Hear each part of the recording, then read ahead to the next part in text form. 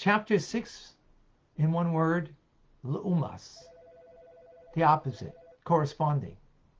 We now switch from the godly soul to the human/animal soul, the natural soul.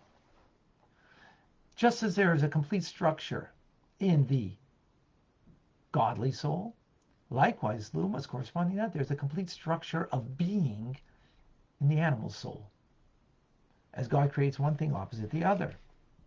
So just as the divine soul consists of 10 holy divine components, 10 holy powers, 3 intellectual, 7 emotional, so likewise, the soul that comes from Sitar Acher, from the other side, from Klipas Noiga, from a shell that covers over on the divine, and consists of 10. But instead of 10 powers of the soul, we call them 10 crowns of impurity. Like each king sits on his own crown, and of course doesn't make room for another king, because each king wants to rule. That's the uniqueness of this animal soul. It's not inclusionary, exclusive club of kings. And each one sits on its own throne.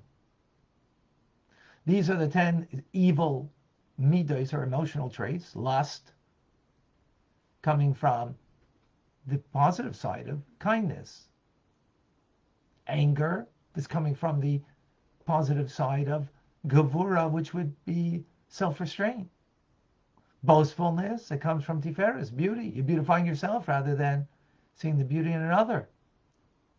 They all stem from the 4 elements of evil,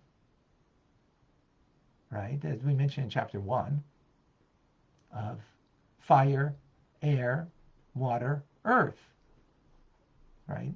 Earth, heavy, slothfulness, laziness.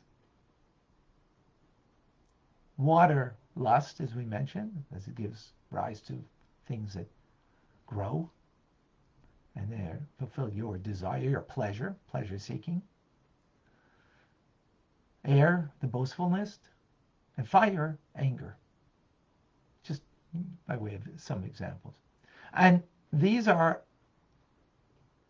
based on the intellect of the individual. In other words, when you're young, immature mind, so your desire for immature things, desire of a child, is for petty things. When their mind matures, then they want greater things. But in the end, when it comes from the animal soul, it's all of the same quality. It's all of the same natural quality of self-directed. Not God-directed, but self-directed. That doesn't mean you can't do good, but it's all self-directed.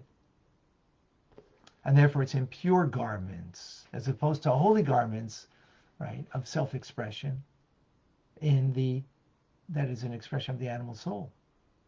So what kind of things does that include? What does it mean? What's unholy? So it says anything under the sun that is a mundane actions. Vanity and affliction of the spirit, as the Zohar calls it. What does that mean exactly? We're going to have to wait, because we're left in the middle. But more to come. Folks, we've just started our campaign. I beseech you to not only give. It's nice to receive, and we're all receiving here from teachings of Tanya as I receive. But giving is living. Give. Give of yourself. Give of your funds. Go to charity.com/CZK or CZK. That's Chabad Zichron Kadeshim. CZK. And please give for the next 36 hours. And even greater than giving is when we inspire another person to give. Prompting others to give is even greater than your own giving. Prompt others to give. Tell them how important it is learning Tanya that we do together, and that this is the organization that is responsible for it, and by giving to it, we can ensure, moving forward in the healthiest way. So not only is giving living, but prompting another to give is making not just you live, but another live. That's double life. So prompt others on social media. Make a call to a friend and say, hey, here, many of you have teams. Make sure you use your personal link. That way others will give. And we will change the world for good together. I'm Rabbi Ronnie Fine, coming to you for Chabad Zurich and Kadesh. Montreal, Canada. It's a privilege and a pleasure to share with you the Tanya. Thank you and God bless you.